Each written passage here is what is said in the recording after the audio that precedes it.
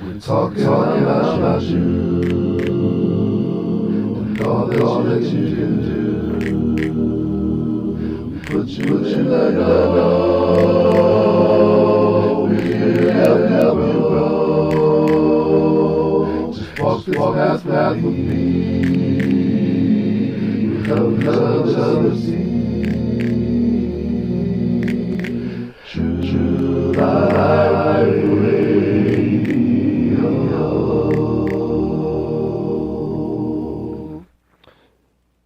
Hey, what's going on, everybody? This is your man, your friend, your boy, C.Harrison Nails, and this is the first live speaker podcast of True Life Radio. Give it up.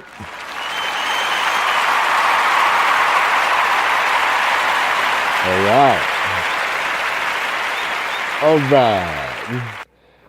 I'm really happy to be doing this with you guys. I'm on the radio. I'm talking with y'all. I really want to, first of all, say thank you for everybody who's been well-wishing me and giving me tips leading up to me doing this. For those of you who don't know, I've been doing backgrounds and not backgrounds. I've been doing a little Facebook Live series on Facebook under my Facebook name, author C.Harrison Nails, for the last 3 months or so now. I began in late October, and I'm continuing it on, and I'm expanding on my different platforms, and I wanted to add this one as well for those of you who don't follow on Facebook and who don't follow on Instagram or don't get the tweets occasionally that I send out. And I'll put all that contact information out there, the social information for you guys later on in the program. But I wanted to say, first of all, I wanted to get that thank you out for everybody who's been helping me with that. Thank you so much. Give yourself a hand. That's me giving you guys an applause for everything that you have been doing to help me, and as far as sharing with me, as far as your prayers, your well wishes, your tips, your questions, the conversations that I've had with many of you leading up to this, that have helped to sharpen me, that have helped to cultivate this alongside with me. So thank you from the bottom of my heart. I love all of you very, very much. And no matter what you may have said, whether you thought it was big or small, it definitely helped. Because I don't waste anything that is given to me. So what is true life? For those of you who aren't aware of this or who haven't seen this floating around, what is true life as I define it? True life is your life unchained, your life uninhibited, your life free of anything that's not you. I want you guys to live a life that's authentic. I want you to live a life that's originally yours. I want you to live a life that's healthy, that is whole, that is complete, that has you finding growth and life and progress in everything that you do. And that it's all yours, that it really is yours. And we're going to be covering a lot of topics. That'll be topics that I'm experiencing in my own life that I'll be sharing with you. I want you guys to dialogue with me. I want you to reach out to me. Let me know what's a great thing for what's helping with you, what's not helping with you. Let me know if there are topics that you want me to cover. Come to me with your questions. Come to me with your concerns. Come to me with your, with your issues that you think my 2 cents might help you with. Whatever it is. You want a prayer? I can pray with you. Not a problem. I can do it. I can do it. But whatever it is, whatever you feel like I can benefit you on, bring it to me. I want guests up here. I want the Facebook friends and everything up here. Come up here and and join me. I'm actually sending out a little invite to people now. I'm saying come on and join me on my radio show. On my podcast / radio show, because I don't know if I can necessarily say flat out radio, because then people think that you're actually on the radio at a station, and I'm sitting here in my bedroom with my phone and a pretty decent, microphone and everything. So that's what I'm doing right now. and I want you guys to, come in and give me your 2 cents on here, with what you're doing. So yeah, that's what I'm doing. All right, and I'm sending that off, and that's gone. Boom. All right, so tonight's episode is what are we doing? What are we doing? Tonight's radio show, and I'm being dramatic about this. Tonight's radio show is on the rebuild, and I want to first throw that out there. What do you guys think of when you hear the word rebuild? For me, when I first came across it, I thought about a structure that had been, damaged or broken down by whatever. It was either by neglect or by, natural disaster. I think of, a building, a structure that has been damaged in some type of way, and there are efforts that are taken in order to, assess the damage, see what needs to be fixed, and then to restore and rebuild it and have it come back to its former glory, if not even better than that. Same thing, obviously with when you think about your own body, you get a cut, you get, it scabs over, and then the scab, dries up and falls away, and then you might be left with a little scar or something like that. But the body restores itself.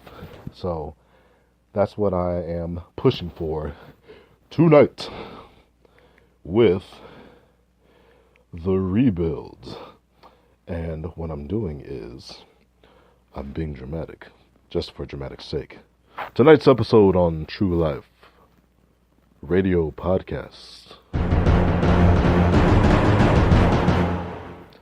The rebuild. I love these effects. You guys, just bear with me. I'm a clown. I'm being a clown, but I'm also being serious, and I can be both. It's okay. I'll explain that in another episode how I can do that. But I want to share with you what I have understood about the power of the rebuild and the power of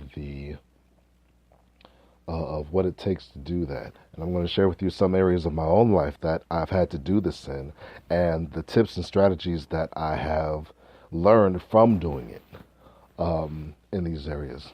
Whatever area that you can possibly look at, and I mean anything, everything from the foods that you like to eat, to the level of exercise that you feel you need to do, to how you feel about family, friends, foes, co-workers, work in general, your work ethic, your dreams, your visions, your fears, how you view all of these things, how you relate with others, how you relate to yourself, how you view yourself, how you view God, whatever you can possibly think of.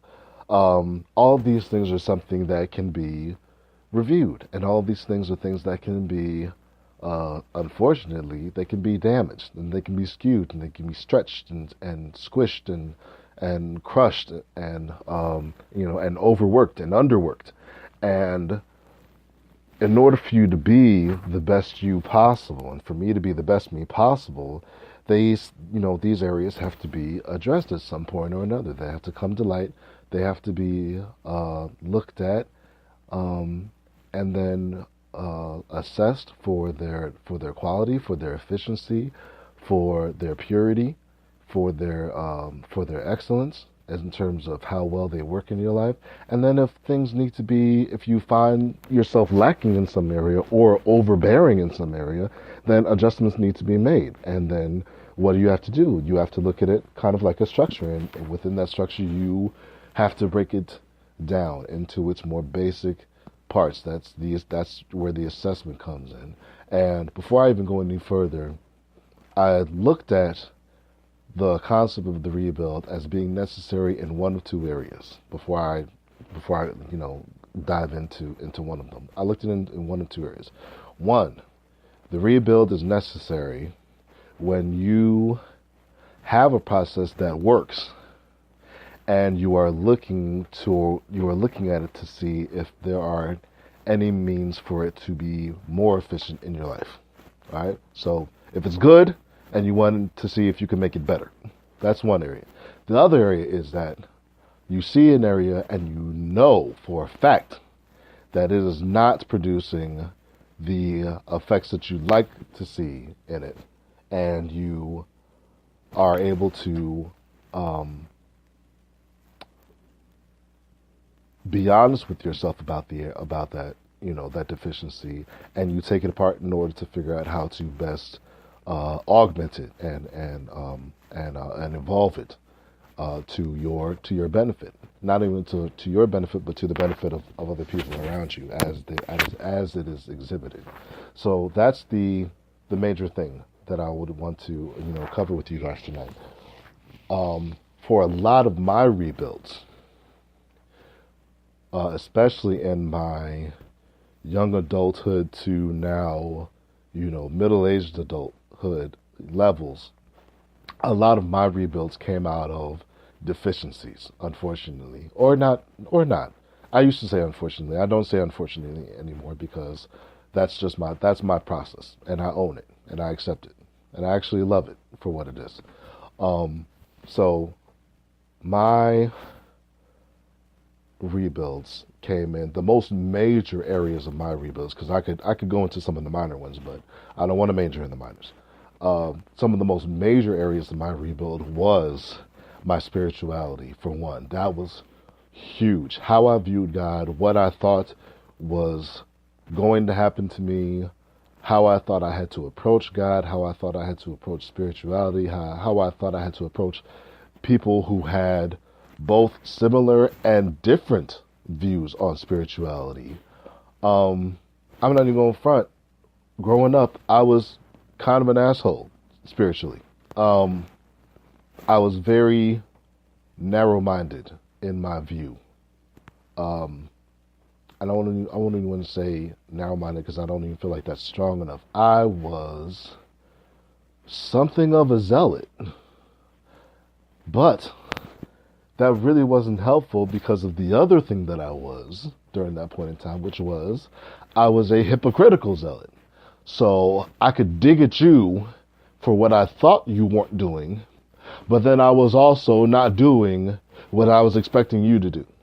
You see how that makes me an asshole in that regard? Say, if you can't say amen, if you can't agree, say ouch. All right? Seriously. I am loving the fact that I can even say that stuff. I really am. Because once upon a time I couldn't. And that brings me to one of the first tips that I would bring to it. When it comes to where you have to rebuild, where you have to break things down in order to build them back up and make them better, do not be afraid to call a spade a spade. I didn't even mean, I heard it in my head. I didn't even mean to rhyme that, but it works. Do not be afraid to call a spade a spade. I'm going to say it again. Do not be afraid to call a spade a spade. That means if you are a procrastinator, say that you are a procrastinator. If you drink too much, say that you drink too much. If you are hypocritical, you have to be able to say that you're hypocritical. Because until you address it, until you see it for what it is, you're not going to approach it right. Okay? You could see the car in front of you. Let's say you're walking up to a car. You have car keys. You're walking up to a car. The keys that you have belong to the car that you're walking up to. You see the keyhole, but you decide to try and push the keys into the exhaust pipe. So even if the keys belong to the car, you're not doing right, you're not approaching the situation right, because you want to come at it from the way that you want to come at it. Look at it for what it is. Look at the keys, see the keyhole, understand and accept that the keys have to go into the keyhole in order for you to get into this car. I'm using a little old-fashioned because, we got keyless entries and stuff like that. But whatever, just follow me. Because most